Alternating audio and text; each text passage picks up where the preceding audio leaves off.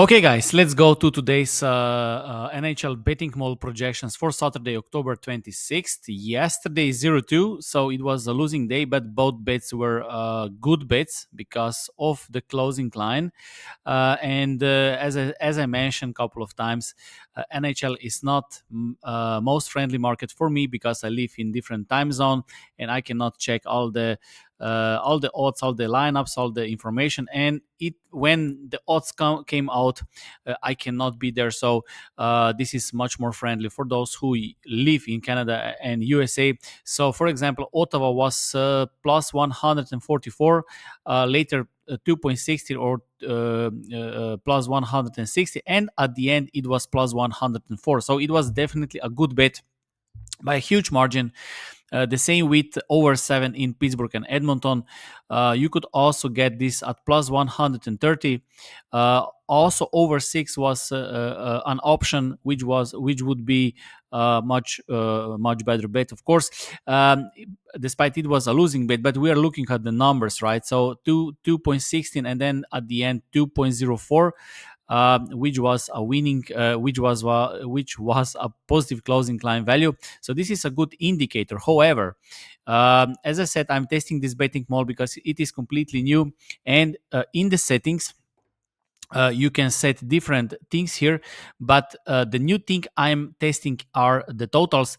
And one thing I don't like, and this is if you bet your own betting model, you need to pay attention how many identified or qualified bets betting model will have. And if betting model finds a lot of games with qualified bets every single day, then you need to set much more bigger discrepancy for qualified bets. Okay, for example, let's say that if you bet, let's say that you have a betting model for NBA and your betting model has plus 1, and then bookmakers have this at plus 2. It is only 1 point difference. Of course, there can be errors, so you want to look for a little bit bigger discrepancy, let's say 4 or 5 points difference, right? The same is here in money line bets or over under, because with over under, I set here a table where you can put the odds, but it is very, very close. Okay, it will highlight the discrepancy, always the discrepancy, and I think we should go with a little bit bigger discrepancy here. And also, you can do this here. This is, you can also look at the numbers here, but you can also just highlight this format. Just a second. Conditional formatting, and you can set bigger number, 1.5 or 1.2. Okay, this is how you do it. Okay, so I will just leave it as it is. This is how you can do this will just highlight it, right? But you can also look with your own eyes, so this will help you to see the discrepancy.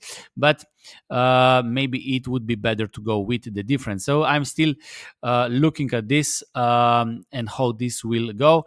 But let's go to today's projections. As I said, we have a little bit more qualified bets.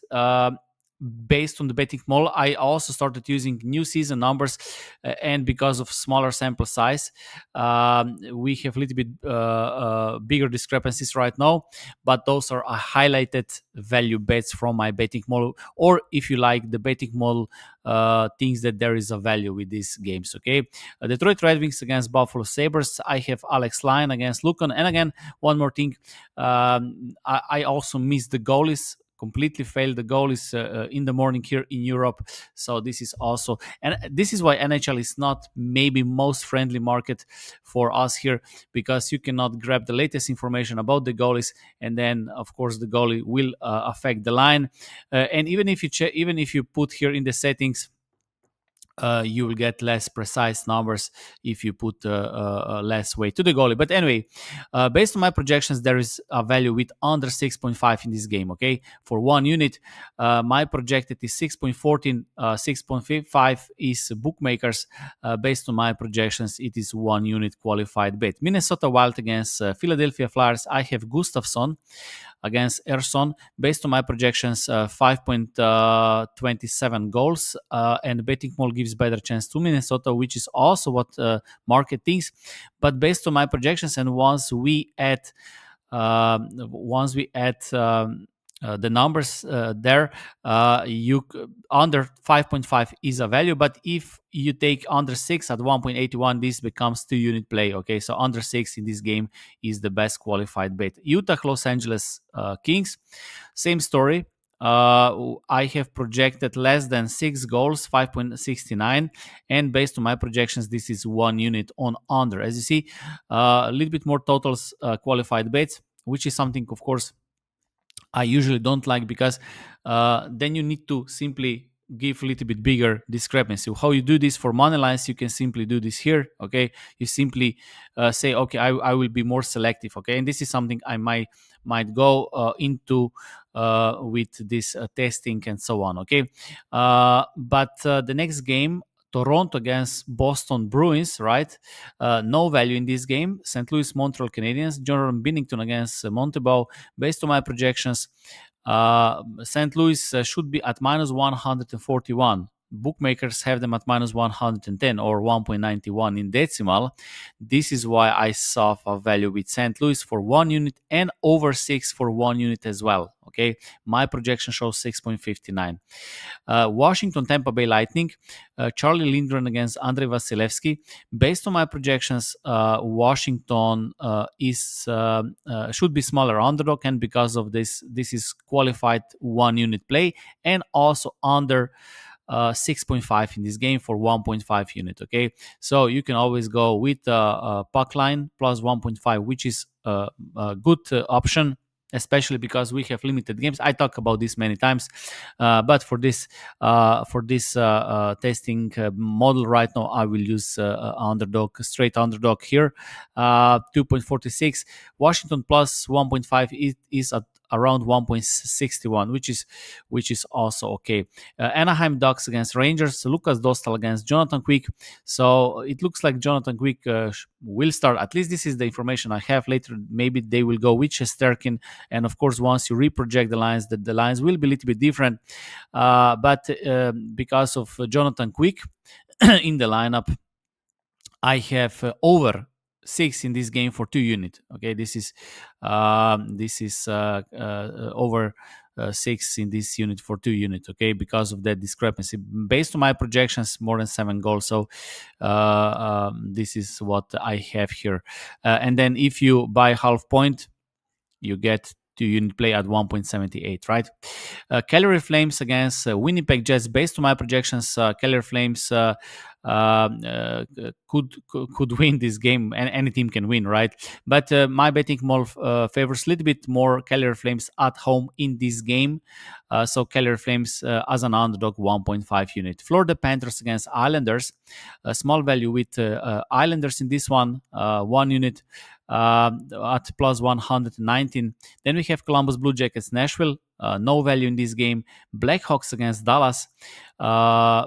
Chicago is playing back to back, I think. And based on my projections, of course, they should be an underdog, plus 180, but bookmakers have them as a huge underdog, and with plus 1.5 as a safer version at plus money, this is 1 unit play. Okay, because betting more thinks that Chicago Blackhawks, of course, should be an underdog, but they shouldn't be such a big underdog. Okay, and this is that discrepancy.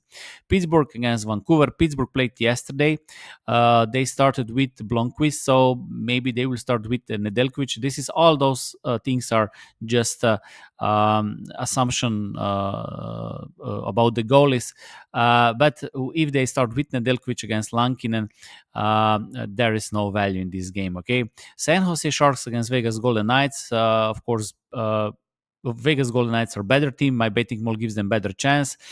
San Jose should be close to 200 underdog based on my projections, but they are plus 300 on underdog. Okay, so my betting model thinks that they should be smaller underdog, and the best option is plus 1.5 at plus money for 1 unit. Okay, similar to Chicago. The betting model doesn't say that San Jose and Chicago Blackhawks should win this game. However, the betting model says that the number that is offered on the betting market is too high. The price is they are underrated. In other words, okay, they're underrated. So they, based on betting model, they should still lose, I don't know, 6-7 games out of 10, but because we have good price. Because we have good price, this is plus EV based if the betting model is okay. Of course, we don't have 10 such games, but in the long run, if we can simulate this and if this betting model is correct, then this would return a profit. Okay, and this is why this is a correct bet if the betting model is correct, right? Carolina Hurricanes against Seattle Kraken. Based on my projections, of course, Carolina is better.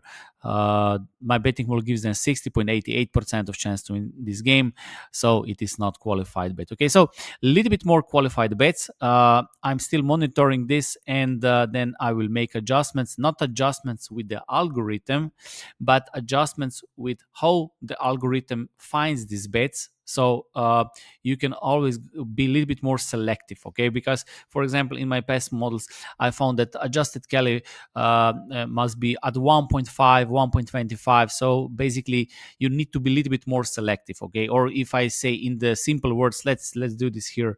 So let's say that you have model, and I think this is very simple explanation with spreads, okay? So let's say that you have Lakers plus 7. Model has Lakers plus 7, and the bookmakers or the market, which is more precise, because I like to say market, because bookmakers don't bookmakers adjust the odds based on the market, right? So it is not just the algorithm or just the numbers. It is also the cash flow and the better sections, okay? And let's say that they say Lakers plus 7.5. Okay, you have half point difference. Okay, and let's say that the odds are fair and we exclude the weak for this explanation. But let's say that your betting model has Lakers plus 7 and the market has plus 7.5. So it is uh, 0.5 difference in your favor, right? So you have plus EV, right? Plus EV. You have plus EV in this game. However, no betting model is perfect. All betting models are wrong, but they are important and necessary if you want to win in the long run. And you might see that this discrepancy is too close, and then you later test it and use the betting model, and you find out that everything from 0.5 to 1.5 difference is too close, and it is not good enough. So you say, okay, I will only bet on Lakers if they will be plus, I don't know, plus 10.5. Okay, so you're looking for 3.5 difference. Okay, so this is your benchmark. So if there is enough discrepancy, then you bet. The same is with the money lines, right? Let's say that you have we have Rangers. Let's say they are minus your betting models that they should be minus 155, and then the betting model has Rangers at minus 104. Of course, this is too close, right? Because also betting model will make mistake, the market will change and so on. It is too close. Although this is plus CV, right? Plus CV, because in this case you need to pay 155. You are willing to pay $155 to win 100 American dollars, and bookmakers are offering you 154 to get 100. So you are willing to pay a little bit more than the market is offering you. So here you have the value. However, this might be too close. And let's say that you have Rangers minus 155. This is your price, which you should analyze with your betting model or with your system, or somehow. Some people do it in their mind, which I think is not sustainable in the long run. So you need to have the system, which is based on numbers and probability. And then the market say, okay, Rangers, they offer Rangers at 123. So there is much bigger discrepancy, right? So this is, and then you say with some formula that you will only take if there is enough discrepancy. Okay, so what I'm having right now I have too close. I think too close with the totals. So maybe I should probably find a little bit better way to identify these bets. But of course, it is a good direction to find value bets with the totals and money lines, but we need to find a good balance between finding good bets but still not being too close. Okay, so anytime when you will create betting model, betting system, you always need to have well-defined betting system that gets you the numbers, and then you start testing it, tracking it, and see how the markets works, and then you find the right balance between your odds, your projections, and bookmakers odds. Okay, one more thing about back testing. Back testing can be good, but it is never completely precise, because real life betting is completely different, and I always like to test it first real life. I will explain why. Because if you backtest it, and you usually have the results, okay, but with the results you cannot do anything, okay.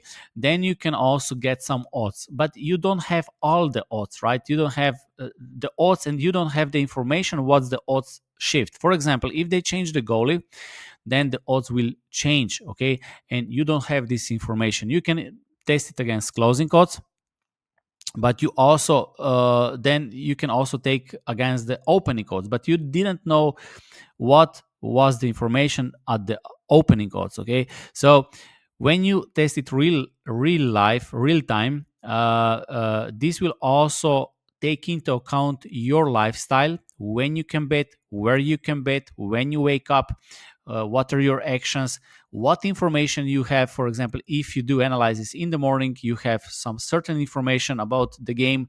You have the goalies, because we know the goalies will come later, or in NBA lineups will come later, so you know how your lifestyle looks, and then you can find the best way to attack these games. Okay, but behind this, you need to have well-defined sports betting model, or sports betting system that can calculate these probabilities and find these discrepancies. Okay, and right now I'm testing this, and I will see how this will go, and especially with the over-unders, definitely I will need to go with a little bit bigger discrepancy, because it is never good that you have too many qualified bets. Okay, it is usually that discrepancy, because when you have qualified bets, that means that the market made some mistake based on your analysis. Okay, every single bet is a mistake by the market. Okay, it is not about picking the winners or something like that. Okay, so you see the price, and you think that your price and your analysis is better than the market, because the market is fluffed, because a lot of people bet who don't use any numbers, any analysis, and of course there's a lot of mistakes. And then if you use analysis, if you have sports betting models, if you have algorithms, then you can identify these mistakes, and basically every single bet should be some kind of mistake of the price on the betting market. Okay, okay, so that's it from me. Thank you for watching, and I hope you got some ideas. Okay, so see you next time.